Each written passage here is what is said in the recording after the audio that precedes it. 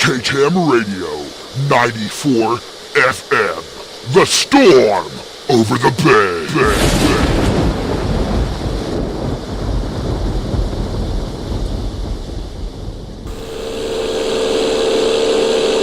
Hey folks, it's me, Screaming Sammy Skatch, aka the Skatch Man, and I'm coming at you tonight with a bit of a retrospective. Recently, I found myself on a somewhat of an incredible journey. And how did all this start, you ask? Well, it started with a simple cell phone message. Hey, Skatch. You know, it's been a while since you've taken a break. Taken the lead off. So here's the deal. You're booked on a flight out to Los Santos. Kind of a working holiday. Meet up with our affiliate, Karl Savant. He'll take you around, show you the sights. Live it up a little. Be a good little rep for the station. Flight info's been emailed with your voucher info. Don't be late, Skatch. And so, I decided to not just set out to enjoy this little workcation. I also decided to document my progress throughout it. Therefore, you are seeing these fine pictures of me over the skies of Blaine County as I fly in to Blaine County Airport to meet with Karl Savant of the Frontier Truth, one of KTAM's affiliates in the Los Santos area. Oh, I wish I was back in San Fierro. This is gonna be bad. Hey folks, I just want to jump in here with a quick addendum. This man here, Karl Savant, is who I'm going to be palling around with, who I'm going to be relying upon to take me throughout Los Santos. Now, he is a convicted felon. He was arrested on September 10th of 2012 for starting a brawl in Paleto Bay outside of a nightclub. Got into an argument. It erupted into a fight. That fight, he proceeded to beat up 3 or 4 individuals throughout the course of this, then led police on a chase throughout Paleto Bay and parts of Blaine County, before finally surrendering after only after wrecking his car into a grocery store. And this is the man that Beck Altar has chosen to send the Skatch Man out with. I don't necessarily feel super safe. I just want to put this out there. If anything happens to the Skatch Man, you may want to be looking for this man, Karl Savant. Karl Savant of the Frontier Truth?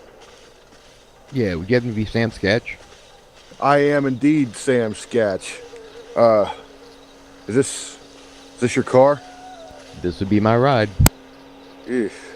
All right then. Hey, don't knock it. Beck Altar, GM of KTAM Radio, The Storm in the Bay, up in San Fierro, said you'd have a hotel room ready for me, be able to take care of me down here? Absolutely. I got the hotel all set up, but why don't we see some of the area first? I don't know, man. I was on a plane all night. Yeah, you're on a plane. You hungry? I'm not really all that hungry. We can't just go to the hotel. What's this place?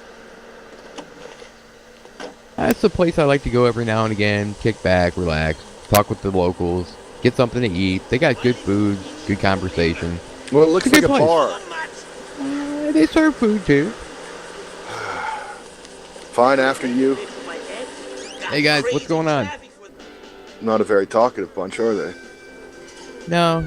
First off, they see you, they don't know you, and they know how important I am, so they just stand in awe for a while. Well, I guess if you could get me a drink, I'll go over here by the pool table. Hide in the back, I guess. That's fine. I'll grab you a piss washer. I'll grab me a couple too. Are we gonna go back to the hotel soon? Yeah, I mean, just relax. You need to see some of the area, enjoy the sights. I mean, you're supposed to be here on vacation, right? It's important to note that at this point, Karl proceeded to spend the next 3 to 4 hours drinking and debating governmental conspiracy theories with the local wackos at this establishment. I passed out several times in a bar stool, fell on the floor once or twice, until finally Karl let me leave. But before we continued on our journey, I did happen to make just a few new Skatch fanatics out there, a few new fans of the Sam Skatch show. At least they're going to be listening to me down in Blaine County now. Finally, at the break of dawn, Karl had consumed enough alcohol and was prepared to take me back to the motel. First, though, he said he required some sustenance. I wanted some coffee, so I went ahead and joined him inside this fine establishment. Harold here, the clerk working this fine morning, was more than able to serve our needs. Once again, we were back on the road, heading towards our hotel, where we could get some much-needed rest. I unfortunately had to mention that I saw some satellite dishes on the side of the road. Yeah, they put those things in there, and, they think they're going to actually be able to concentrate on getting some radio waves in, when actually all they're doing is they're putting the radio dishes out here to actually get further in and find out exactly what you're thinking, and I mean, it's totally uncalled for. There's nothing they need to know about me or what I think or anything else like that, but the more radio dishes they have, the stronger their signal is. So as long as the signal's that strong, Well, hold they on, can Karl, talk. Karl. What? Well, some people told me that those dishes out there are, beaming signals to aliens. Aliens? All right, aliens? Are you crazy? I mean, you want to see aliens? I'll show you aliens. I mean, they want you to think that it's aliens trying to get in there, or trying to figure out what you're thinking, or trying to actually get a hold of you and get your Holy body. shit. And what, man? What? Just watch while you're driving. Oh, I'm sorry. You see, you got me thinking about other things instead of the road, and that's not always such a safe thing, because I'm a very smart person. So when I think, it's like powerful, man. Train. Oh, you'll be fine. So you were saying about these aliens? You know what? You really want to see aliens? I'll take you to a place where you can see all the aliens you want to see in like your whole life. But right now, if you're going to talk about those satellite dishes, I mean, I'm going to tell you right now, those satellite dishes have absolutely nothing to do with aliens. They have 100% to do with the government and what they do to try and control. I decided to cut the recording off there, as I had had enough of Karl's rambling.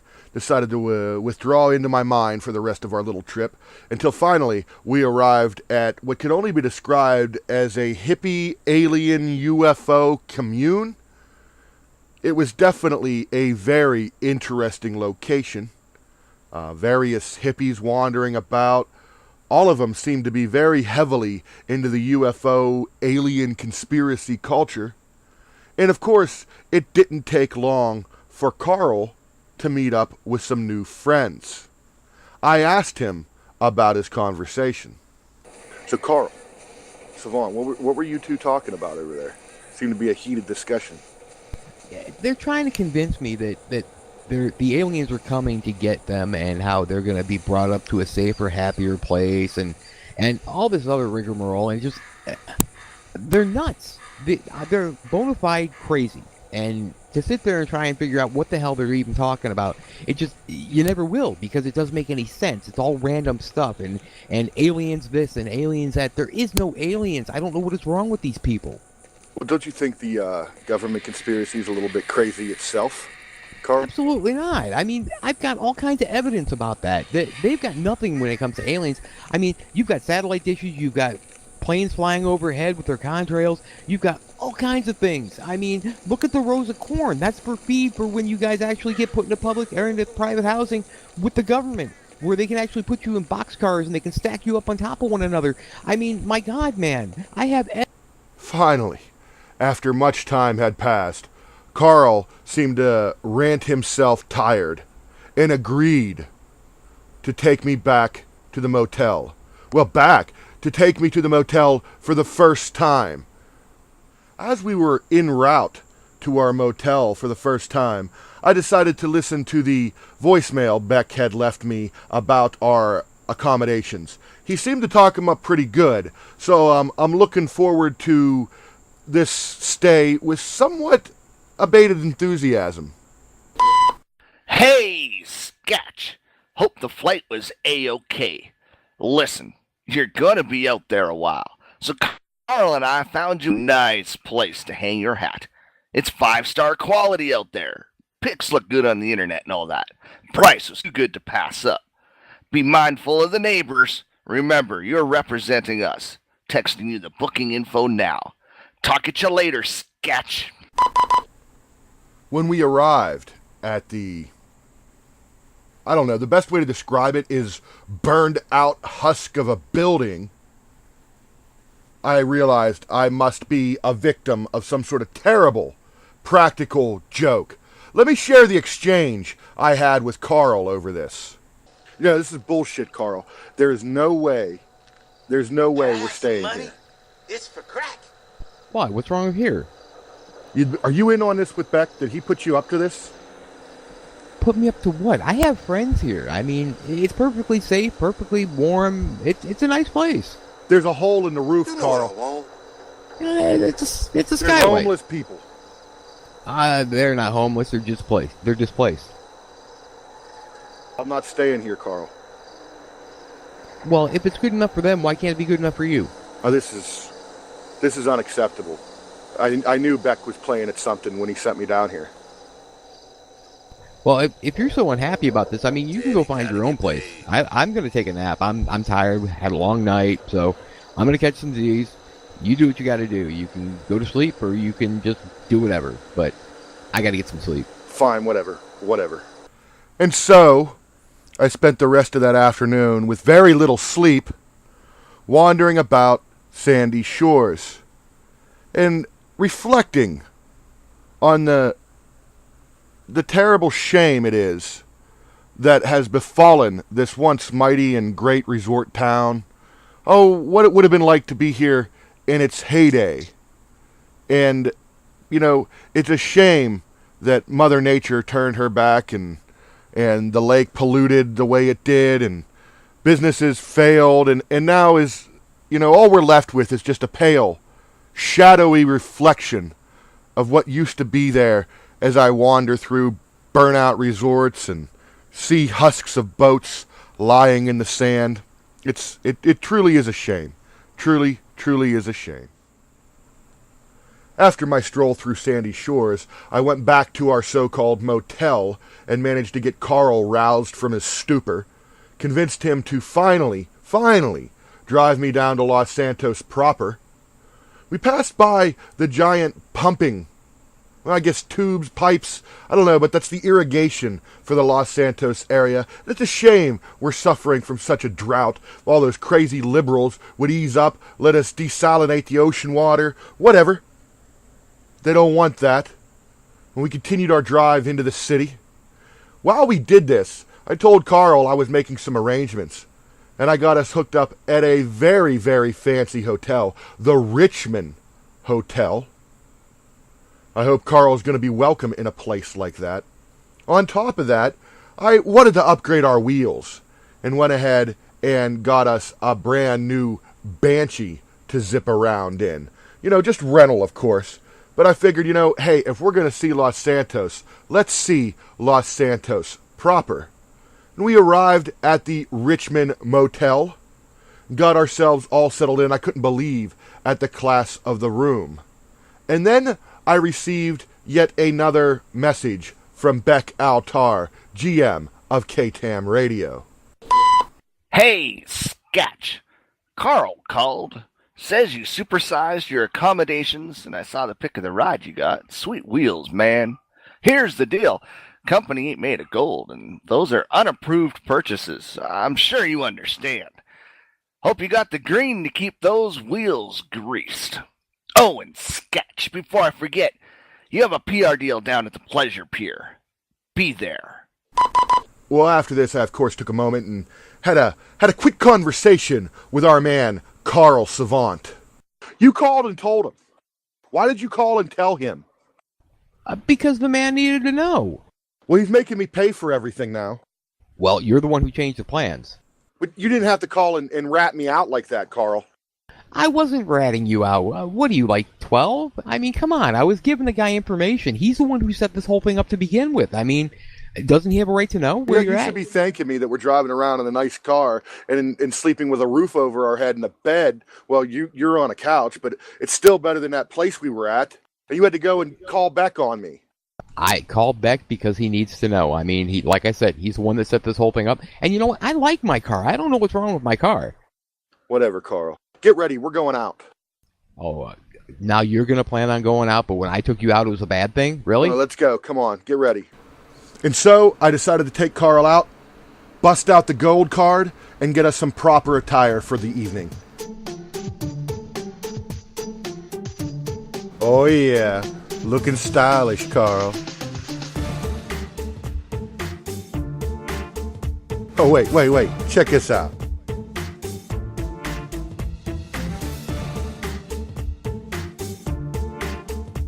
Yeah, that's what I'm talking about.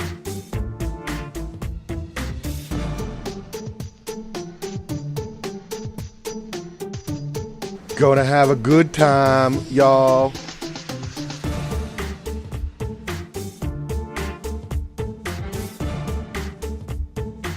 Check this out, Carl.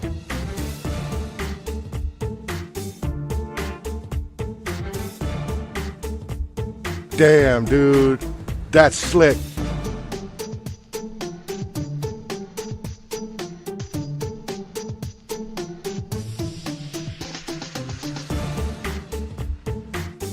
Come on, Carl. You're gonna wear that? Crazy. But perhaps it wasn't the best idea to let Carl dress himself. Well, the first place me and Carl headed out to is someplace, I don't get to visit. I've been there once or twice for premieres, but I've never really been there as a tourist. And that is Vinewood Boulevard, in front of the Chinese Theater. So here we are, Carl. What can you tell me about this place? Do you come here often? Every now and again. I mean, big city things aren't really my style, but this place actually has an allure to me. Oh, and look at that. It's a famous death car from some movie about a couple that killed each other or something and went on a crime spree. Well, what do you think about that, Carl? It's a pretty nice ride. I love the Connie and Blythe car. The death car. Let's go ahead and get our pictures taken. There's one of them space rangers. What do you know about them? I know they're just pretend things, and they're actually government agents hidden inside, and what they're trying to do is they're actually trying to spy on you from there. Once I got Savant to finally shut up about government conspiracies and films, I decided it was time to move on to a higher class establishment. We went downtown to the Vanilla Unicorn, but Carl, he kept moping in the corner and couldn't get it out of his head about staying in LS tonight as opposed to that rat-a-tat hotel in Blaine County. I mean, I was just trying to get a smile out of this guy. Come on, Carl, don't you want to have a little fun with the ladies? Just gonna sit there drinking all night long? You know what? I can't get it through my head exactly why you didn't like where we were at. You're gonna let that ruin this good time we're having here at the club. No, I suppose not. I guess I can join in and have a little bit of fun, but I still don't understand. That's the spirit. Let's get some drinks up in here. Let's get some girls. What do you say, Carl? I always got room for drinks. And thus we proceeded to party and dance and drink and make merry into the wee hours of the morn when we were politely asked to leave because it was closing time. Carl, unfortunately, did not like the way the bouncer looked at him. Trouble ensued. Come on, man. Why'd you have to hit that guy? Why'd you have to start trouble? Hey, you saw the way he looked at me. No. We were having a great night out. You all of a sudden get a couple of beers in you? He started it. I mean, he pushed me. He was talking smack. I heard him. And then the look he threw at me was just, that was too much. Whatever, man. It's been a long night. Can we go get some coffee? Yeah, I guess. I mean, yeah, whatever. And finally, with some fantastic caffeine running through my veins, I suggest to Carl that we make our way back to the Richmond, go ahead and wash up, get changed, and get ready to make our appearance at the KTAM PR event going down at the Pleasure Pier today. It's going to be a fun day. We're looking forward to it. Just got to get all cleaned up before we do that. Now, unfortunately, after we had changed our clothes, cleaned up a bit, maybe even rested for an hour or two, a wicked, wicked tsunami-like rainstorm had moved into the area. Thankfully, they need the rain, but unfortunately, we decided it would not be in our best interest to attend the KTAM PR event at the Pleasure Pier. Surely attendance would be low, and I wasn't about to go standing around in the rain. Karl, however, had a perfectly viable alternative. He decided to take me to the gun range. Well, I gotta tell you, Karl, I could think of worse things to do on a rainy afternoon than go shoot some guns. And there's nothing better on a sunny afternoon either. What do you got up first for me to pop off a few rounds out of? Well, why don't you try this little pistol out and see how you can handle that first? Little, that's a goddamn Desert Eagle. Well, it's a little gun. All right. Whew! That's exhilarating, that's for sure. Not bad. What do you got there for me? Well, see, I've been shooting a while, so I'm a little higher up on the food chain. I'm going to shoot this Uzi here, and I'm going to show you how it's really done. Oh, you got yourself a little Uzi. Now that's how it's done. Yeah, well, look what I dusted off out over in the corner. This is an oldie but a goodie. Wow, who would have left that behind? You better prop your back up against something because look out the way. otherwise you're going to be through the wall. Look out! I'm going to pretend to be Davy Crockett here. Oh, good God! What do I got to do? Rip this paper and shove the ball down in there? Rip the paper, pour the powder, shove the wad, push the ball. What, the wad? Yep. All right, and then just take aim and fire. Just take aim and fire, and make sure you're up against something because that thing's going to kick you back. Oh, damn! Not bad. Holy hell! What is that? Well, see, always remember that when you come visit us, mine's always bigger than yours. You got a permit for that thing? You gonna ask me when it's pointed at you? What do I need a permit for? Nobody's gonna survive anyway. You shoot a goddamn rocket launcher off. Oh, yeah.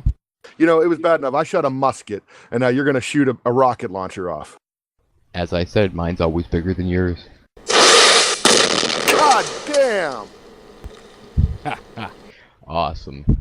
Well, they have one of these combat machine guns here. Like a SAW or an M60, I don't know what it is. But I've always wanted to shoot one of these, Karl. Oh, you gotta be kidding me. You sure you're gonna be able to handle that? You better look out the way. Oh, don't worry, I'll be in the other room. Ah, die, motherfuckers, die! I think what scares me the most is you were pretty accurate with that thing. Oh, come on, what else you got for me? We spent the rest of the afternoon expending thousands upon thousands of rounds of ammunition into targets of various terrorist leaders. It was a good patriotic afternoon celebrating our Second Amendment right. We had dinner at some place called Spit Roaster's Meat House. I wasn't real thrilled with the cuisine, but Karl Savant seemed to enjoy it. After that, I stopped by what is known as the Last Train in Los Santos. I'm kind of a train enthusiast. It was a neat little experience. And, we just decided we had enough. It was time to put an end to this and have a good afternoon's sleep. Right before I was getting ready to lay down and enjoy a well-earned sleep, I noticed I had another message waiting for me on the cell phone. Hey, Skatch, listen. I'm sure it's been as fun a ride as that Banshee you rented in that swag hotel you peeled the green for. Hope you're enjoying your vacation. Well, it's more of a staycation.